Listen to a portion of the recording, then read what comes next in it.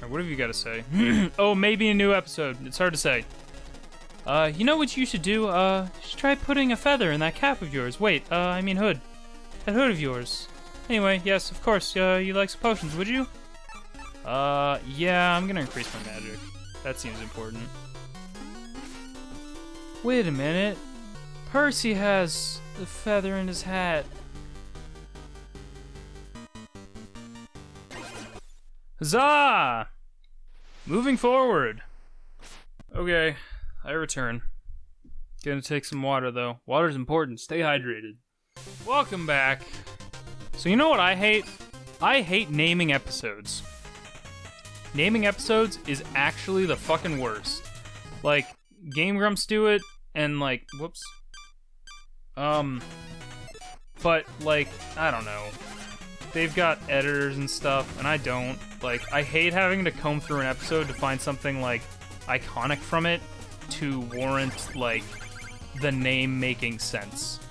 Like, my entire Last Shovel Knight LP, I hated trying to name episodes. I prefer just a format in which I can just number the episodes, which is why Persona 3 has been, like, really just a fucking joy. Fuck, I want to get up here. Huh! I'm really bad at this. Fuck. Auto scroll levels. Fuck. Oh wait, this is the end. Fuck you. I did it. Haha. I got not as much gold as I probably could have.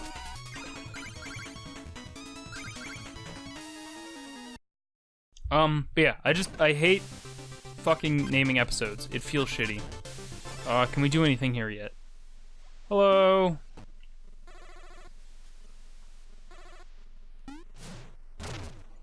Whoops.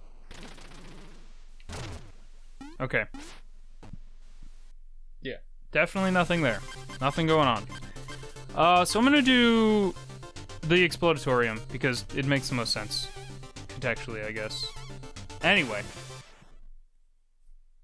Let's get volatile. So something that's interesting is that you have to be able to explain why you're going into your own lair. Ah, geez, Plague Knight. Oh, we really messed up. Oh, you left us in charge and we failed you. Everything is going haywire and there's an intruder afoot. Watch out. Fuck you. You failed me. I didn't actually mean to bomb that guy.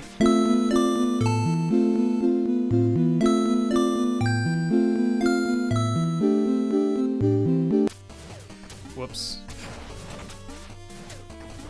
So yeah, you kind of have to justify going back into your own, like, your own level. Oh, I probably should have fucking bought, I didn't buy any more potion stuff before I started this level, which was really fucking stupid of me. Not a smart move. Nice. Fuck. Fuck, I hate these rats. Why did I make these rats? They're just a nuisance. I hate them. I hate you rats. Whatever, Plague Knight, you're not my real rat dad. I'm just adopted. Well, yes, technically. You are adopted. I did steal you from your parents and experiment on you. Or I bred you with your parents, specifically for experimentation. Fuck you, Dad. I don't know why all of my NPC voices are just fucking Morty from Rick and Morty. God, that's a good show. If you haven't watched Rick and Morty, you should. It's I'll say one thing about Rick and Morty. It's not for the faint of heart. Like, it's actually a really fucked up show. Like, the early episodes, I just remember being like... So, I'm gonna say say a little bit of a spoil for, Rick and Morty, Season 1. They essentially fuck up stuff super hard in one of their timelines. I won't say how, but they fix their solution to the problem is abandoning the timeline, finding a timeline that's almost identical to theirs, but they just jump in at a place where Rick and Morty in that timeline kill themselves. Not like by suicide, but like an experiment goes wrong and they fucking explode. And then Rick and Morty come into the garage and they find these like corpsey Rick and Mortys all blown up and shit. and then they have to bury their fucking... They have to bury their own bodies in the backyard, and like, you can see that it takes a toll on Morty in that, like, he has to come to terms with the fact that this timeline doesn't have his original parents, technically, and that's super fucked up. It's a good show. It's hilarious and really twisted. Like, the humor is bizarre and just really, really, really unique. Like, a really unique show. It's like, I would describe it as Futurama cranked up to 10, because one of my favorite things about Futurama is that you can kind of explain away any type of plot you want to have with, future science. Okay, that makes sense. And it's kind of the same with Rick and Morty, but, like, they can get away with much more twisted ideas. Because, like, they're not... Like, I imagine... Oh, fuck, here's all my fucking... Goddamn fucking Shovel Knight experiments that I didn't want to have to deal with, but now I'm dealing with. But yeah, Rick and Morty has a really twisted sense of humor, but, like, despite that, it's a really good show. I've seen people get, like, weirded out by the art style, which I think is a bizarre thing to stop you from watching a show. But you know what? There's plenty of stuff that, like, if an art style is bizarre... I'll definitely, like, hesitate to watch a thing or do a thing. Man, speaking of art styles that are not bizarre, but, like, unique, somehow, I have went my entire life without consuming the anime Panty and Stocking. And speaking of just grotesque things, that anime is lewd as fuck. But, okay, for those that don't know, Panty and Stocking is an anime that's kind of intentionally done in a very westernized cartoon style. And it's made by Gainax, which is like where a bunch of people from Studio Trigger who made Kill la Kill and like... Or Gainax specifically, they made like Gurren Lagann and helped on Fooly Cooly and like... So they've got a good track record. And somehow, I didn't know... I didn't know the fucking genius that is Panty and Stocking. I still haven't finished it, so jury's out, but I'm loving it so far, despite its just fucking absurd lewdness. Fuck. Anyway, that anime is good. It's very, very adult. Like, the contrast of, like... Fuck. I just got set back a lot. That sucks. The contrast of the...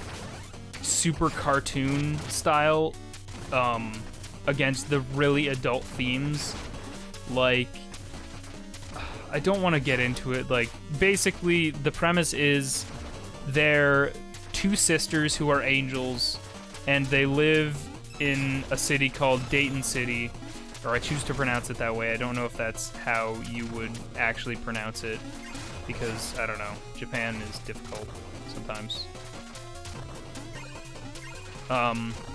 And they hunt ghosts, in order to get, fuck, I lost all my health.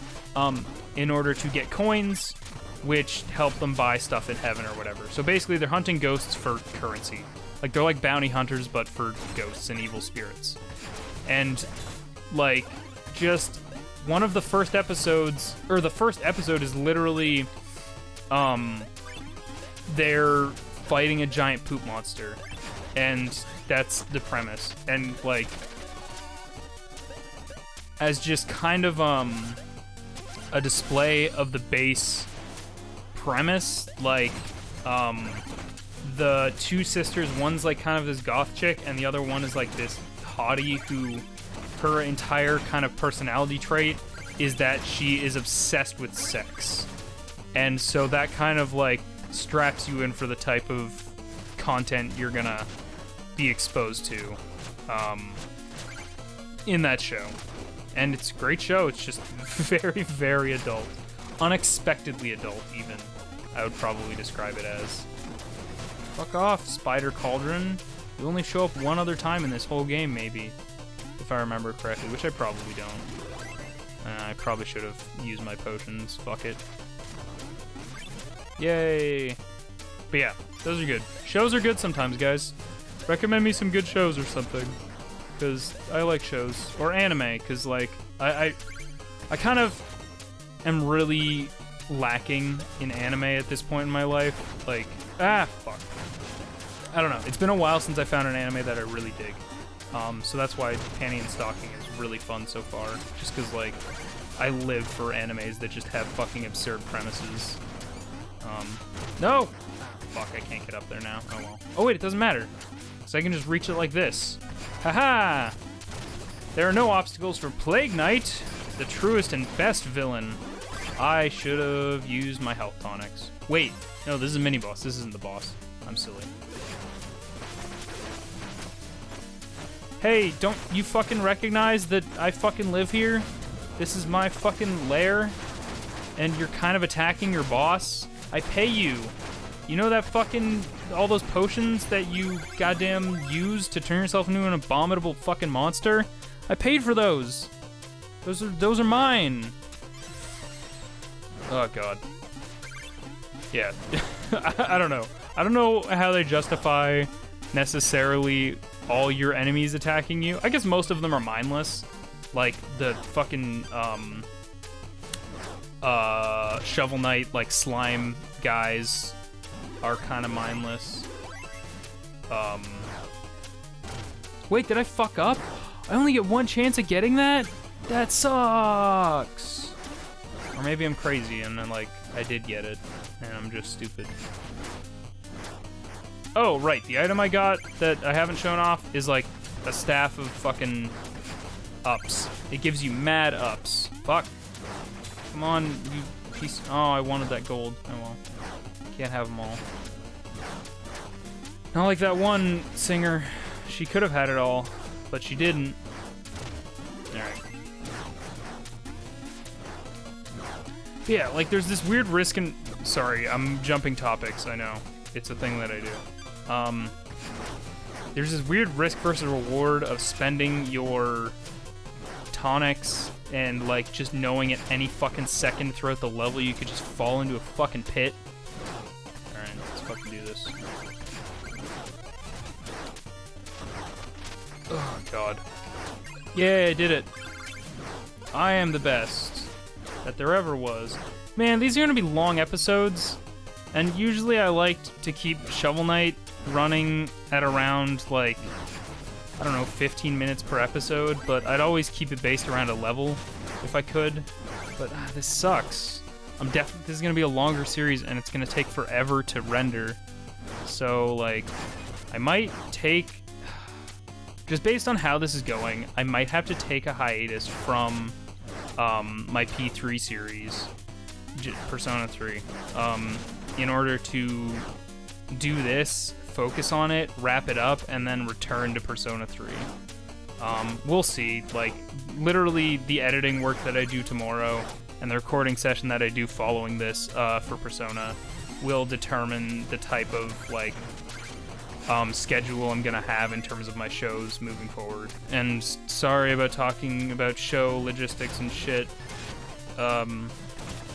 within, like, a show, and if you don't like Persona 3, I'm sorry, I know it's not for everyone. But yeah. Fucking, ugh. When you're limited by your setup, it really sucks. Like, there's so much I wish I could do. And I know that's like, oh, you're so lucky you have you were able to afford an Elgato capture device, you shouldn't complain. And yeah, you're not wrong. Elgatos are expensive, especially when you use Canadian conversion. But yeah, like, I had to save money for that. I had to save money for everything I have. Cause, like, I'm super unemployed. Again, if you want to employ me, fuck. Holy shit, I thought I had my bomb burst out, and I almost killed myself right before the fucking boss room. Okay, so this is one of the more interesting boss encounters in this entire game. I shouldn't have done that. Oh well. Alright, so what do we got? Cascade, burst. Yeah, that's probably okay. Alright. Oh wait. There's a fuck, it didn't go far enough. There's a little Easter egg, look! I got a feat. I forgot the bed is bouncy. And look, I have a little rat friend. Hi, rat friend. And then I have a closet full of masks, and one of them is the boss mask. I don't know what's up with the golden mask. I don't know what the deal with that is. Maybe I can unlock that at a certain point. Anyway, just a nice little Easter egg. Alright, see you later, bedroom. Catch you later. Alright, who could I possibly fight? I hear footsteps. Someone's near. Hee hee. He, leave me alone. Show yourself, Plague Knight. Your trickery will not stop me. Trickery? The fruits of my research on know me a trick. Here, boom! Now let's have a lesson, shall we? I promise, it will be enlightening. And we're fucking fighting goddamn fucking the hero of the last adventure. How fucking new and bizarre is that? So the interesting thing about Shovel Knight is he fucking has access to his items. He can just use a phase locket, and he can use his fucking Trowel chalices. So he's a bunch of butts. And he can knock your fucking, look! It's actually fighting a competent Shovel Knight, because I sure as hell wasn't this competent when I was playing Shovel Knight, fighting Plague Knight. Also, he has way more items than he should.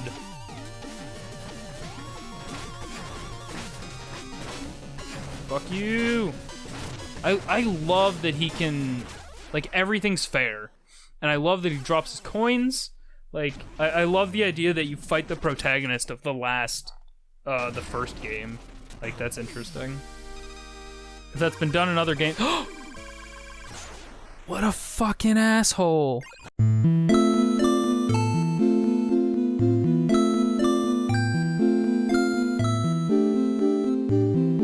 So if you'll remember in my first LP, I talk about, yeah, this is totally the canon thing that happens.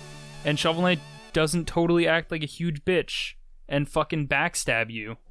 So... Oh, yeah. So, Plague of Shadows sheds some interesting light on Shovel Knight. He thought you'd get away with your essence, eh? Give me that. Ha! Sleeping like a blue baby. So yeah, it sheds some interesting light on the personality of Shovel Knight and how different people view characters in different ways. I don't know. I think it's interesting because, at the end of that battle, he comes off as a total dishonorable asshole. I had to stop by the Explodatorium to get my addle-brained minions in order. And you'll never believe who was there, wrecking my lab. Shovel Knight? Impossible, you read my mind. I don't know, it's weird. From the limited interactions with him, he just seems to love busting up glassware. So, what are we working on? What do we need for our next research progress? 80 cipher coins. Alright, we do not have 80 cipher coins. Okay, well, that'll be the end of the episode for now. I'm gonna do this stuff off screen and buy potions and all that jazz. And I will catch you in the next episode. Bye!